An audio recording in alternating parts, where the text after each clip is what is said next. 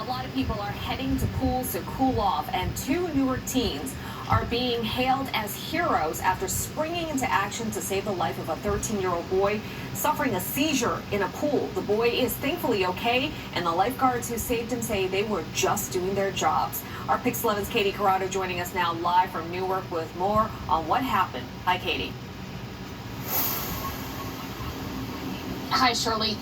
You mentioned these lifeguards don't consider themselves heroes, but they are, without question. One of them wasn't even supposed to be working at this pool today, but thank goodness that they were here because their training prevented a tragedy.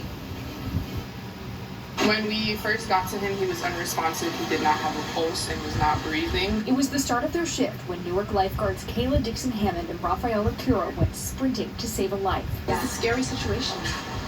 It's very scary because it's different from training to doing it in real life.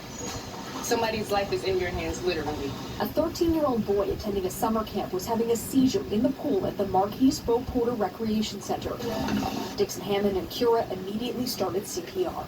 You blow in and you open the airway. I did compressions while Kyla did ventilations. My hands were on his chest. I was looking into his eyes. Kyla was breathing into a mask for him. It was an extreme situation. After 5 cycles of CPR, the boy gasped for air. It's kind of scary when you realize you're working with somebody who doesn't have a pulse, and then you get their pulse back. It's just a huge sigh of relief. Like, I think I breathed with him for the first time he was breathing.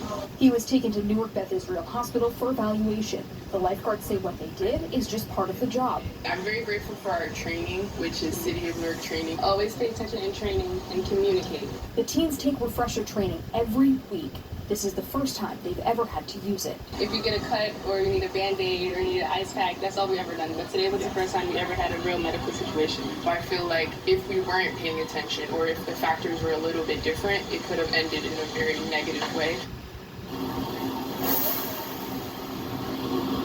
Newark Mayor Ross Baraka issued a statement saying he's incredibly proud of the lifeguards' training and professionalism, and also thanked the Newark Police and EMS who responded here. Reporting live in Newark, New Jersey, I'm Katie Corrado, Pix 11 News. Yeah, and they're just teenagers. Okay, thank you, Katie.